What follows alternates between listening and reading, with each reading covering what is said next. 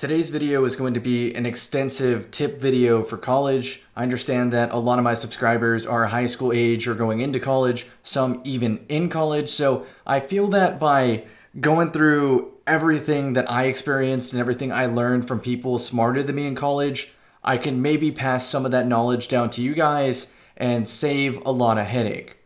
I anticipate this video being very long-winded, so I'm going to break it down into sections if you want to skip ahead. But I would recommend listening to the whole thing, so grab a snack, add this video to your watch later playlist, get some dishes done, some chores, whatever, put your headphones in, and strap in for the ride. It's going to be a long one.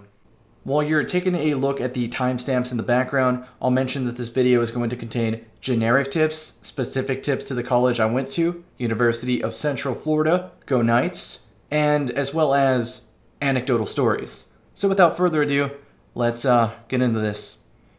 So we'll start at the beginning with the college application process, assuming that you're high school age, probably junior or senior year.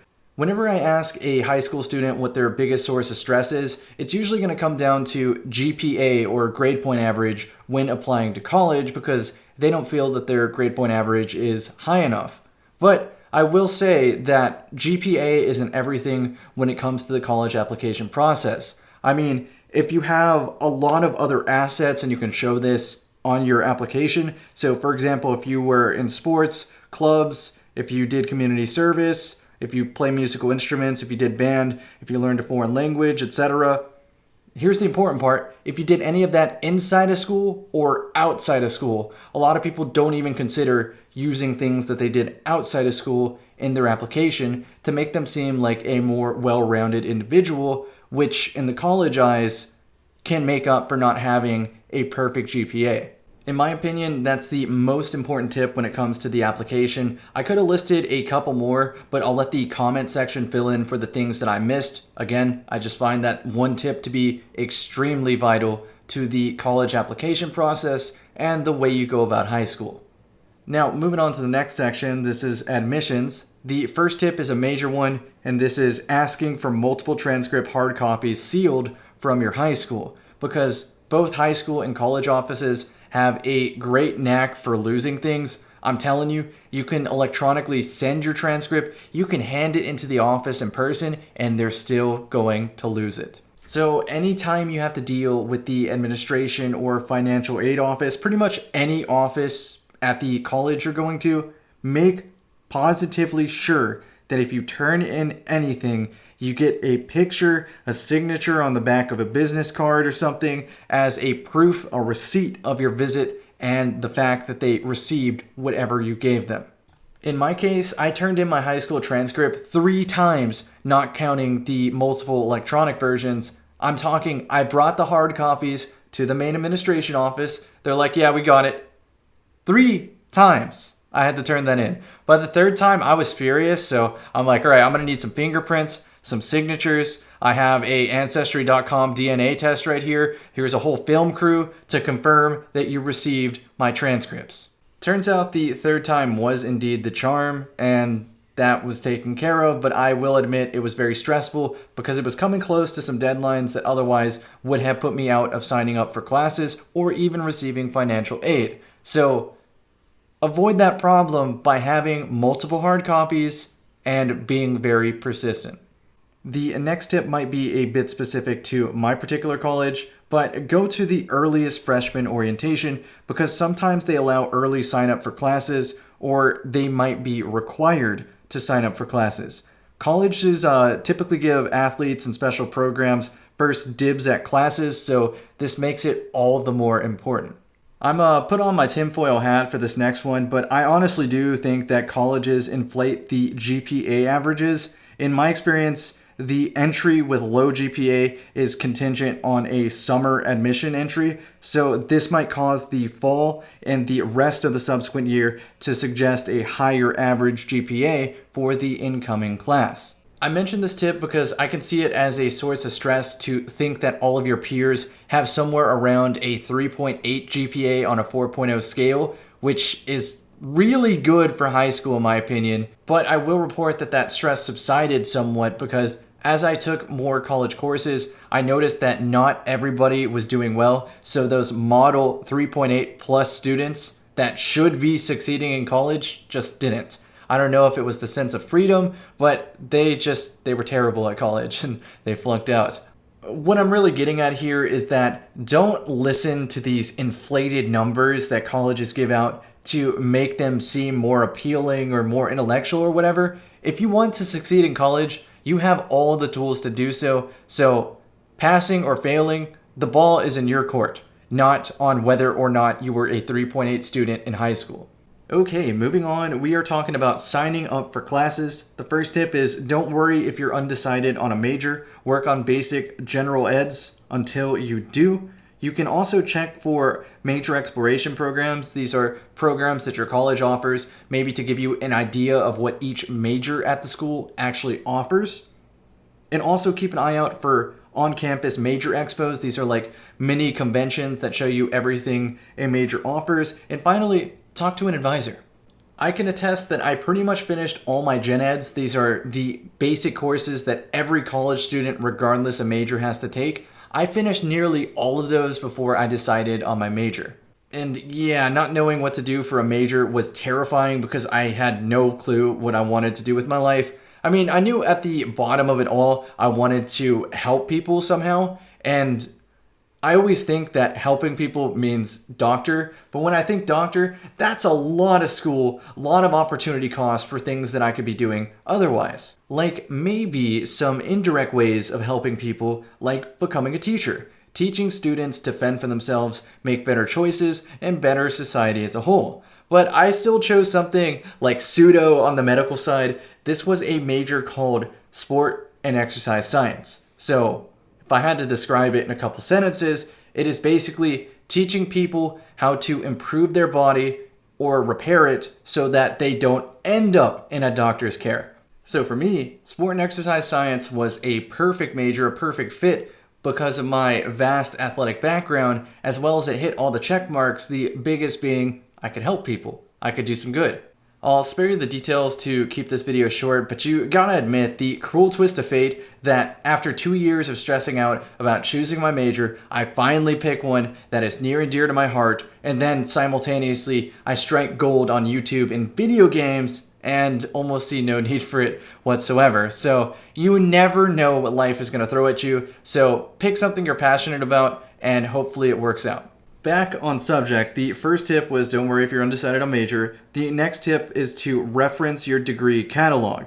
So it really helps for staying on track so you don't take unnecessary classes. Your advisor is supposed to do this for you, but because they deal with so many students, they'll probably mess up. So do it yourself first and then reference your advisor after to check for errors and give you the thumbs up. So what is a degree catalog? If I had to say it, go on Google, search your college, then your major, then maybe like required classes, degree catalog, one of those keywords, and you'll see a list of all the classes you have to take to fulfill your degree requirements. This next tip is the most important one of your entire college career. All right, let me back up for this one so I don't break your eardrums. RateMyProfessor.com. So multiple professors can teach the same class, so as a rule of thumb, preference professor quality over class convenience. So if you have the excellent professor at 6 a.m., take that over the garbage professor at 3 p.m., even though your sleep schedule will hate you.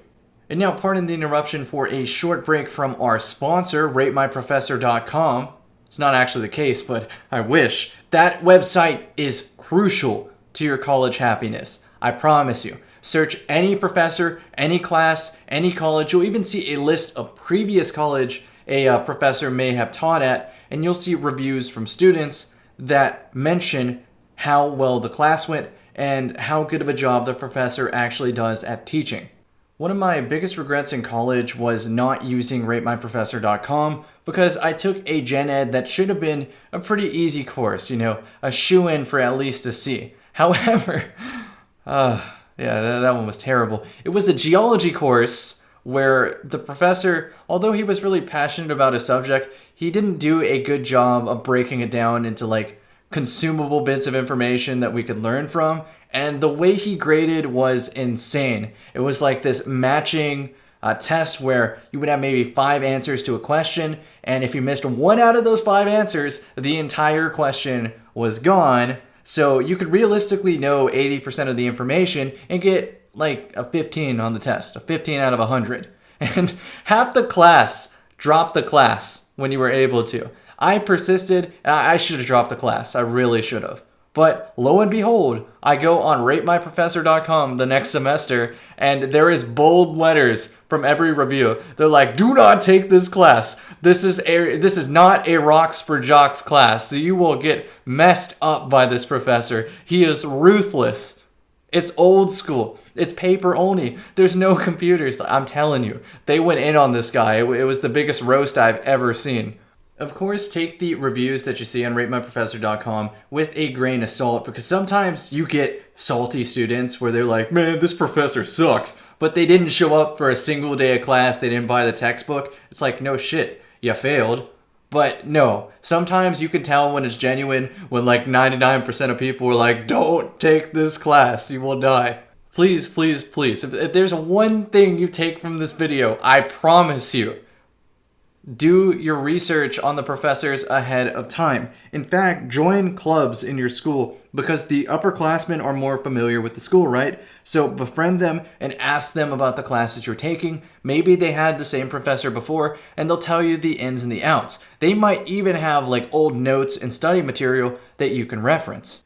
So moving on with the tips here. If you live off campus, early morning classes equal easy parking. That's an easy 45 minutes saved in your day just for picking early morning classes. I know waking up sucks, but it sucks for everybody, which is why it can be a ghost town if you choose early morning classes.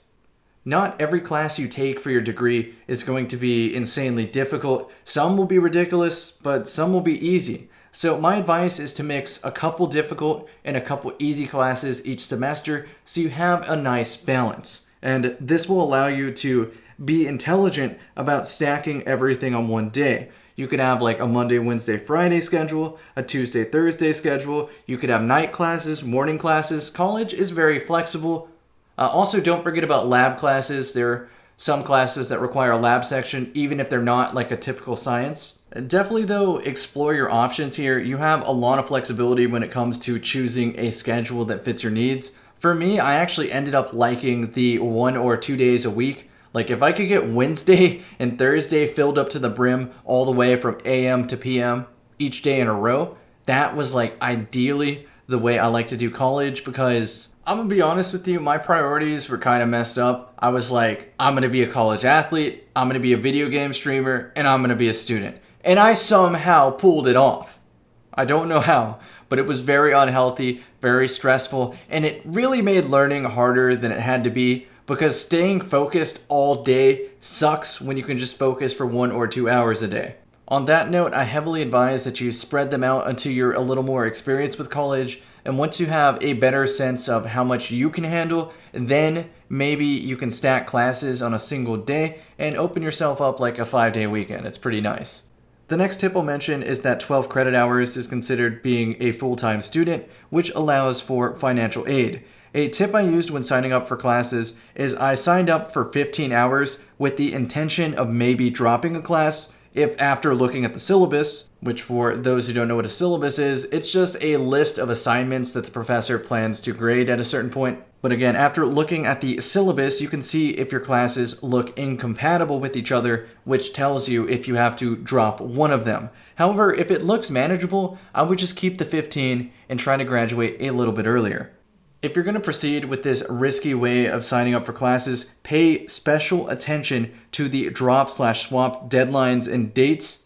Seriously, look these up, mark them on a calendar, because if you're in over your head, you have one opportunity to get the hell out of there. A small side note here is this method of signing up for more classes than you intend to actually take is actually really frowned upon at some colleges. So double check if you're not infringing on any rules or something, because there's sometimes a very fine print rule where if you drop a certain amount of classes, they will not let you graduate. I don't know how true this is, but I've been told it's a thing. It wasn't the case for my school. I was like, I'll just take every class, thank you. And they actually let me.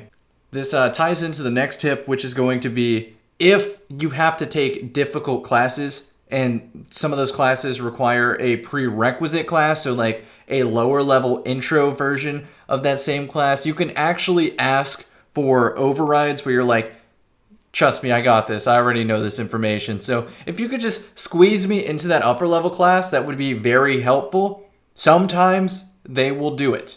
But I will warn you here, the intro class is borderline necessary sometimes because they are difficult for a reason. There is an intro class for a reason. I was in way over my head with some of these classes that I overrided the prereqs to, and the only way that I survived these classes was I was like, we are going to do a study group and I'm bringing pizza.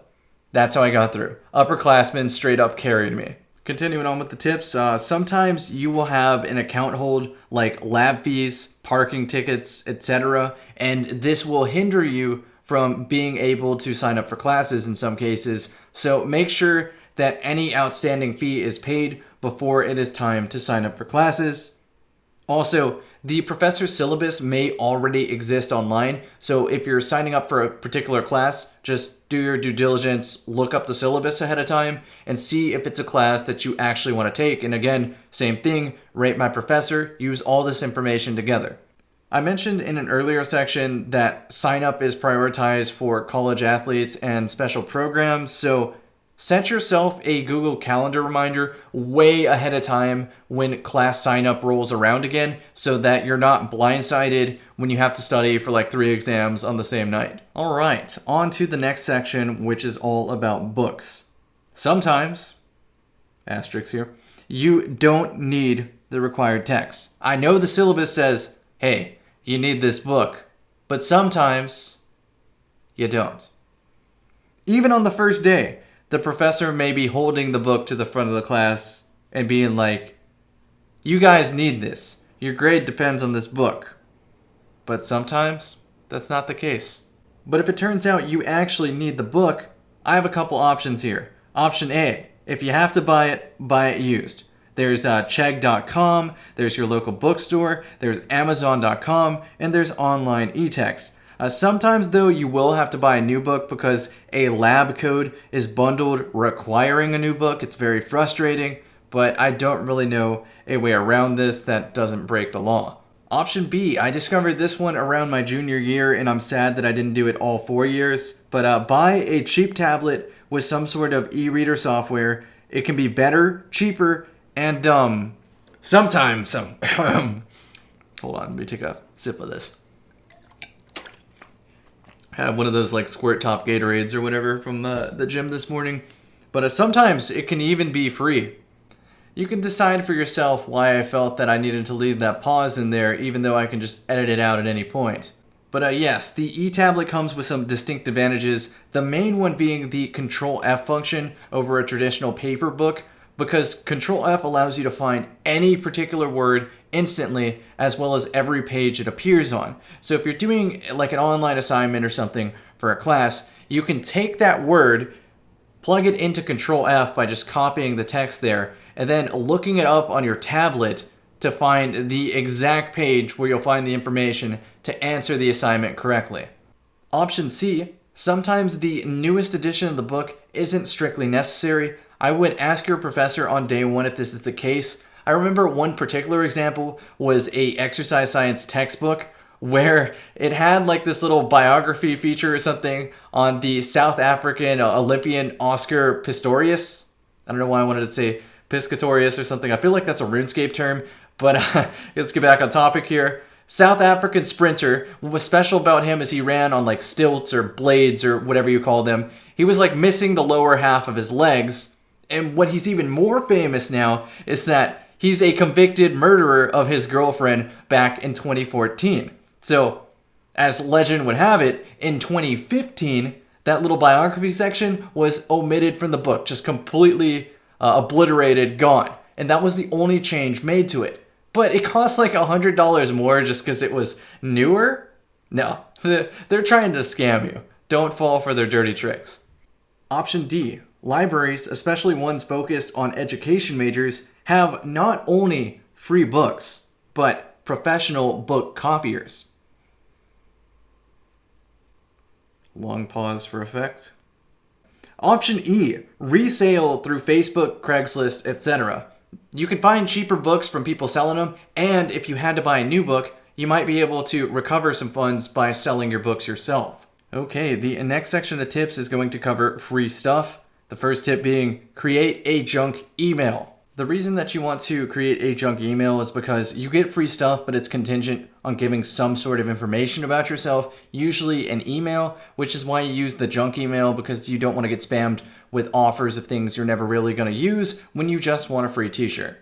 Some of these tips are going to be very specific to University of Central Florida, but feel free to compare it to your own college and see if any of these work. So at UCF, the student union gave out free Scantrons, blue books, and allowed you to get a certain amount of free copies per week. If you check your school's event page, this is typically found some link on the homepage of your college.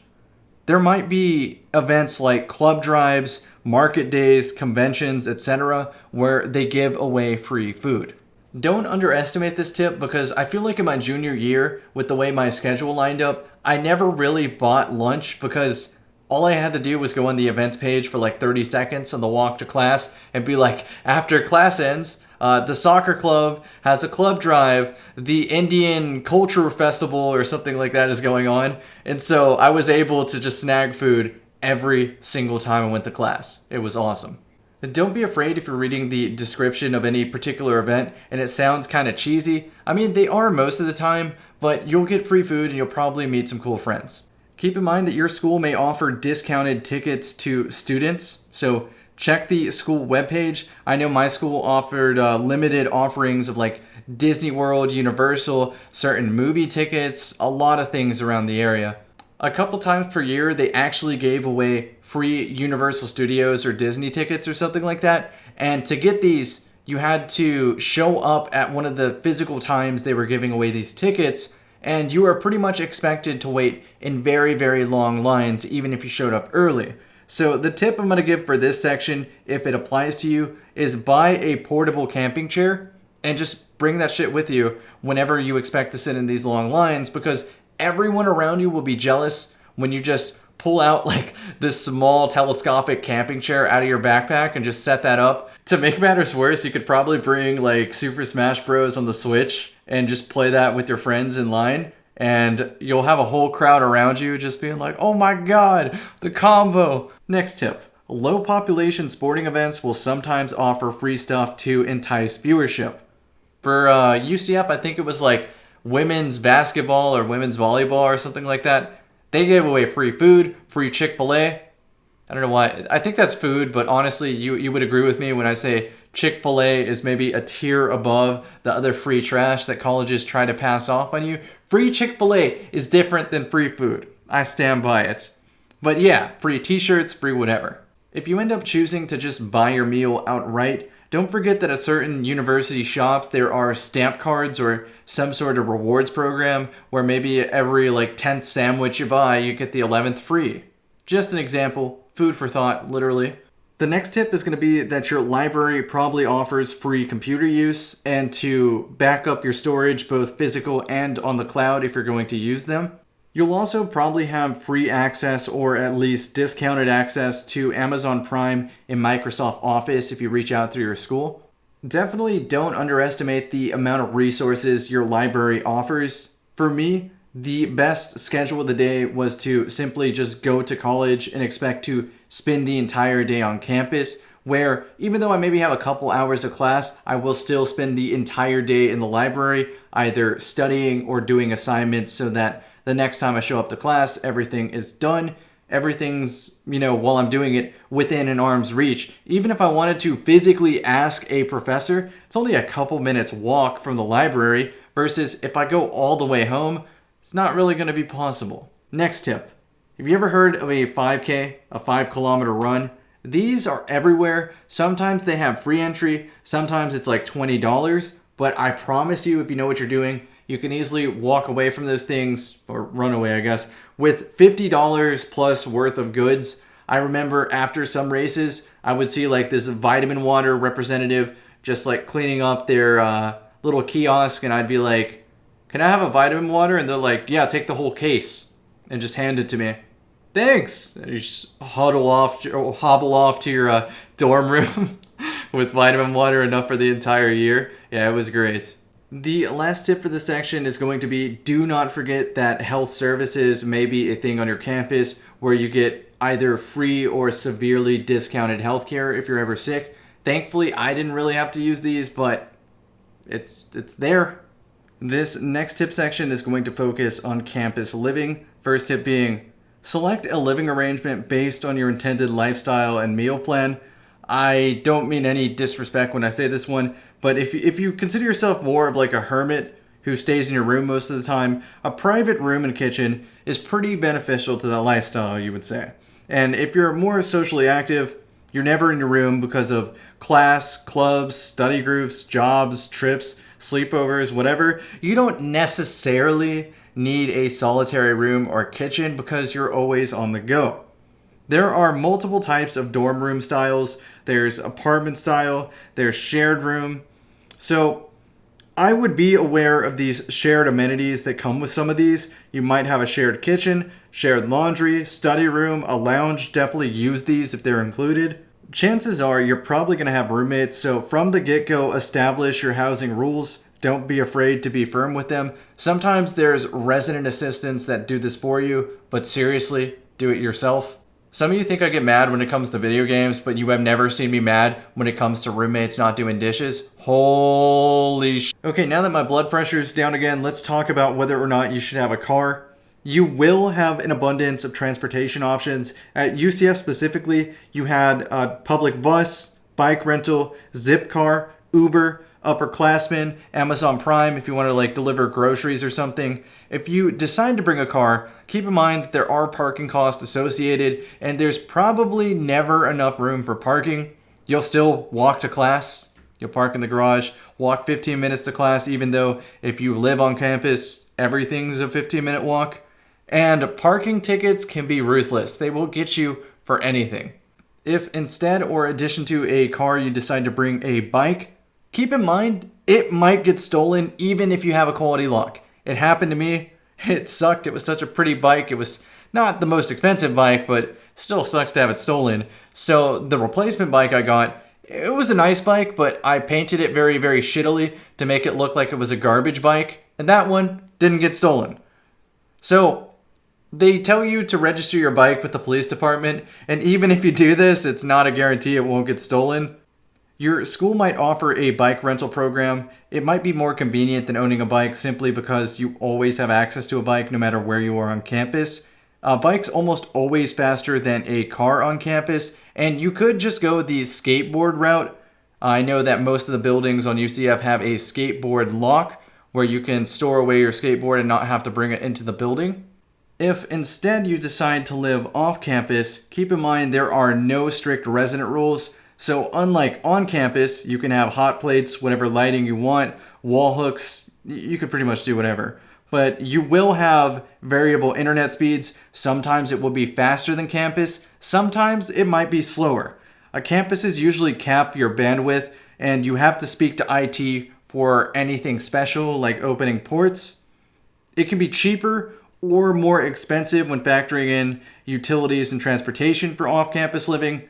I would reference the lease date term around exams and breaks because let me just do the math for you real quick. If you check on campus versus off campus, the price point, you might think that on campus is more expensive, but if you end up not even going to college during the summer and instead visiting family and vacationing and that sort of thing, you don't need to lease throughout the entire year. You don't need to own the house during summer, so the dorms might end up being a cheaper alternative. My plan for summer was always visit my parents a few hours north and then use a summer job to just save up a little bit of spending money for the following semester while taking an online class so that I would get credit towards my degree.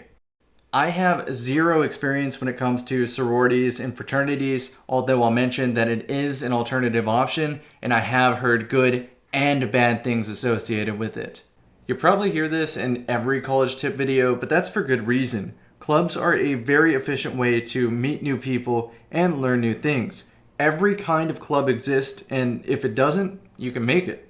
The clubs that I was particularly fond of in college was the running club, which I did for 3 out of 4 years, and the Brazilian Jiu-Jitsu club, which I did for 1 year. Both were extremely valuable to my health, and I learned a lot and made very fantastic friends. I understand a lot of you probably skipped to this section, so excuse my voice sounding differently than when I first recorded this. We're 30 minutes in after all. Anyhow, I get asked this question every single day at twitch.tv/camicakes. I get emailed this question. I get mentioned on Twitter this question: how to better manage time. First and foremost, I'll mention that I think having both a balanced school and social life is probably the best way to go about it. However, school should get priority. So go to class. This one's going to sound crazy. Sit in the front. Even if you barely listen, you'll save time not figuring out what you had to catch up on or learn in place of in the first place. So reference your syllabus, take a day out to input dates on a Google Calendar, and maybe even, in addition, a physical calendar, so you're never in the dark for due dates. You can easily see what you have to do for a day, what you have to do for a week, and what you have to plan ahead for the entire month. By doing this, you can plan ahead and consolidate your studying with an app such as Quizlet. That's a website that basically makes flashcards for you. So if you have like an hour of downtime between classes, if you're waiting in a very long line or something for a meal, then what you can do is you can pop out Quizlet on your phone, on your computer, whatever, and just start going through these flashcards. And like I said just a couple seconds ago, sit in the front of the class, even if it's a class that you don't think is important, because if it ends up not being important, you can just use that time to convert valuable notes into flashcards so that you can study for it later. And if you happen to hear something important in class, you can just get that done then and there. In the same spirit, you'll inevitably have to get a group assignment done, and in my experience, it works best when you just immediately do it. I'm talking, don't go in a group with your friends, don't go in a group with the cute chick. Straight up, just ask around in your class and say, who is willing to get this done today, right after class, or tonight?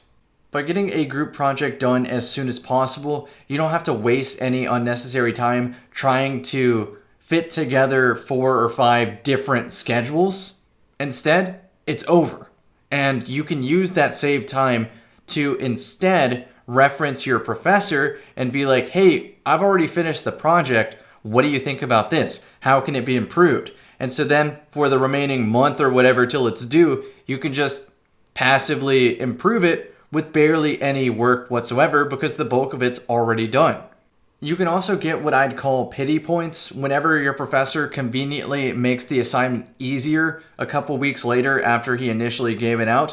What you're going to be is like, hey, my group's already finished this shit, and then the professor is going to feel terrible and be like, see me after class. And chances are you'll get a lot of extra credit.